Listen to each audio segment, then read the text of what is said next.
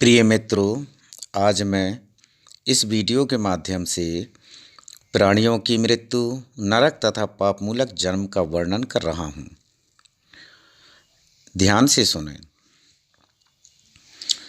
इस समय मैं आप लोगों के लिए मनुष्यों की मृत्यु के विषय में कुछ चर्चा एवं निवेदन कर रहा हूँ। यदि मेरे से कोई गलती होती होगी या मेरे कथन सुनने के बाद कुछ गलतियाँ हो जाती होगी या होगी, उसको आप सुनने के बाद क्षमा करेंगे। प्रिय भक्तों, मित्रों, आप मेरे द्वारा कही हुई बताई हुई मार्ग का अनुसरण तभी करें जब आपको यह मार्ग उचित लगे।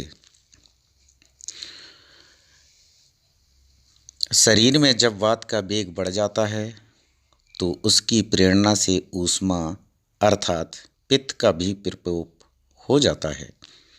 वह पित्त सारे शरीर को रोककर संपूर्ण दोषों को आवृत कर लेता है तथा प्राणों के स्थान और मर्मों का उच्छेद कर डालता है। फिर शीत से वायु का प्रकोप होता है और वायु अपने निकलने के लिए छिद्र ढूंढने लगती है। 2 नेत्र, 2 कान, 2 नासिका और एक ऊपर का ब्रह्मरंध्र, ये 7 छिद्र हैं जिसको हम 7 इंद्रियों के नाम से भी जानते हैं तथा 8वां छिद्र मुख है। शुभ कार्य करने वाले मनुष्यों के प्राण प्रायः इन्हीं 7 मार्गों से निकलते हैं। नीचे भी 2 छिद्र हैं, गुदा और उपस्थ। पापियों के प्राण इन्हीं छिद्रों से बाहर होते हैं, परंतु योगी के प्राण मस्तक का भेदन करके निकलते हैं। वह जीव इच्छानुसार लोकों में जाता है। अंधकाल आने पर प्राण अपान में स्थित होता है।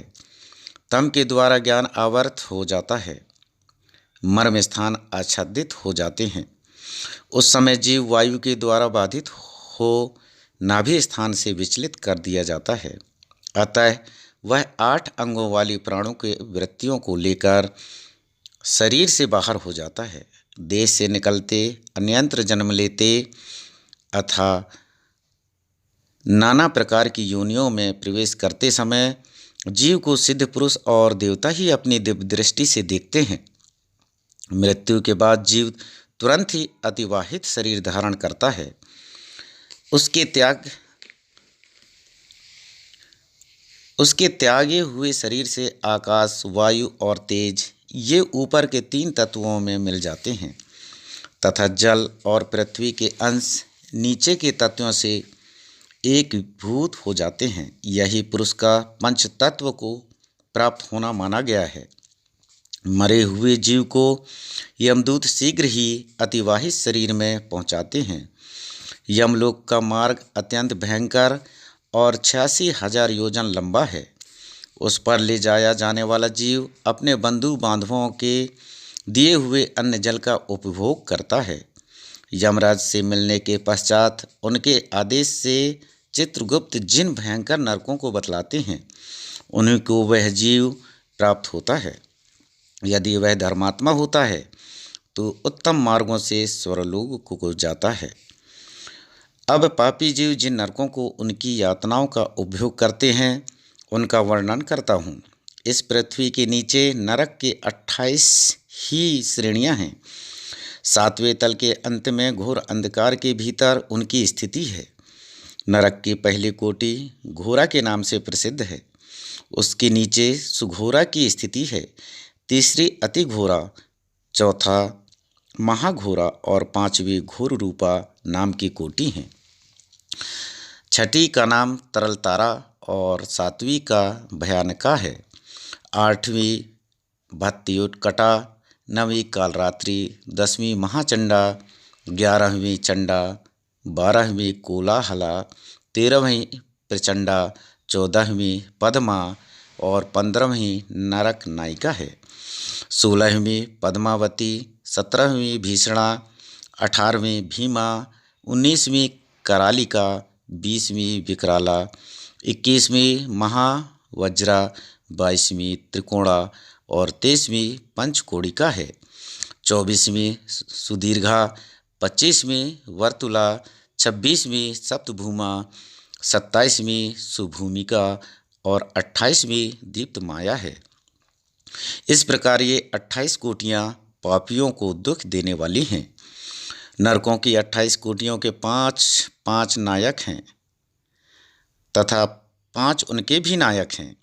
वे रौरव आदि नाम से प्रसिद्ध हैं। उन सब की संख्या 145 है, जो इस प्रकार हैं: तामेस्त्र, अंध तामेस्त्र, महारौरव, रौरव, असी, पत्रवन, लोहभार, कालसूत्र नरक, महानरक, संजीवन, महावीची, तपन, संप्रतापन, संघात, काकोल, कुंडमल, पूत मृत्युक, लोह संडुक, ऋजीव, प्रधान सालमेली, वृक्ष और वैतरणी नदी आदि सभी नरकों को कोटि नायक समझना चाहिए।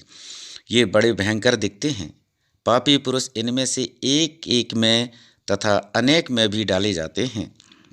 यातना देने वाले यमदूतों में किसी का मुख बिलाव के समान होता है तो किसी का उल्लू के समान, कोई गीदड़ के समान मुख वाले हैं तो कोई गृध्र आदि के समान।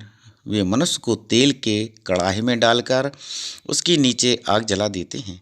किन्हीं को भाड़ में, किन्हीं को तांबे या तपाए हुए लोहे के बर्तन में तथा बहुतों को आग के चिंगारियों में डाल देते हैं। कितनों को वे सूली पर चढ़ा देते हैं।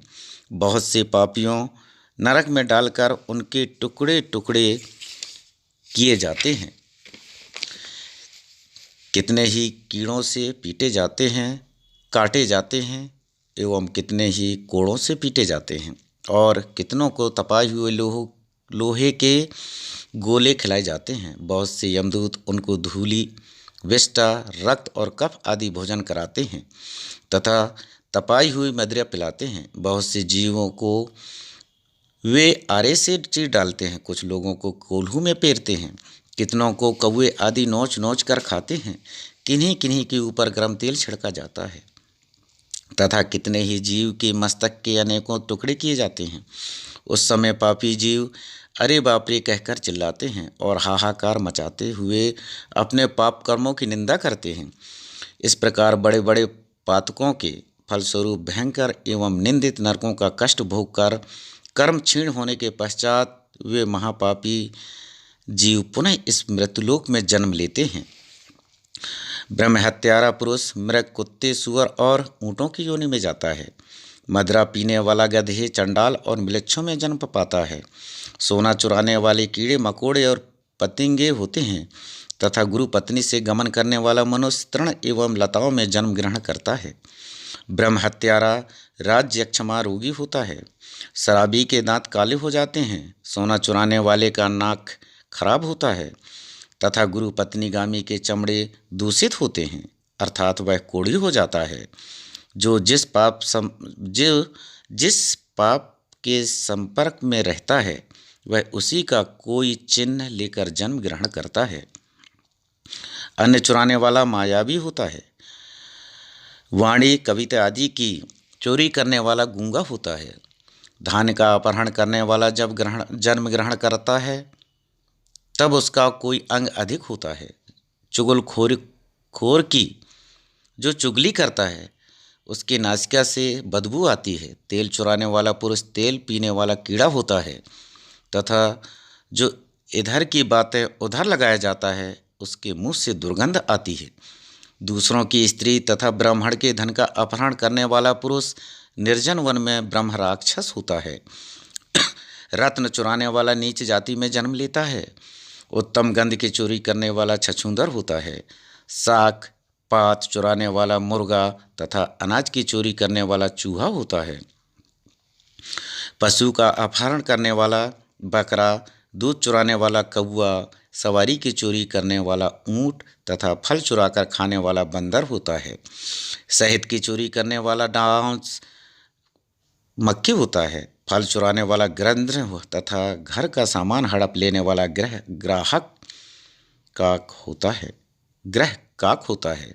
वस्त्र हड़पने वाला कोढ़ी, चोरी चोरी रस का स्वाद लेने वाला कुत्ता और नमक चुराने वाला झींगुर होता है। यह आधिदैविक ताप का वर्णन किया गया है। शस्त्र आदि से कष्ट की प्राप्ति होना आधि भौतिक ताप है तथा ग्रह, अग्नि और देवता आदि से जो कष्ट होता है वह आधि दैविक ताप बतलाया गया है। इस प्रकार यह संसार 3 प्रकार के दुखों से भरा हुआ है। मनुष्य को चाहिए कि ज्ञान योग से, कठोर व्रत से, दान आदि पुण्यों से तथा विष्णु एवं अपने गुरुजनों की पूजा आदि से इस दुखमय संसार का निवारण करे। मैं इसी आशय के साथ आप तक इस संदेश को अपने वाचन से भेज रहा हूँ, अपने वाचन से आपको सुनाया हूँ। मित्रों, यदि इस पर किसी प्रकार की मेरे से गलती हो गई हो तो मुझे क्षमा करें। हर हर नर्मदे। जय श्री राम, जय श्री राम।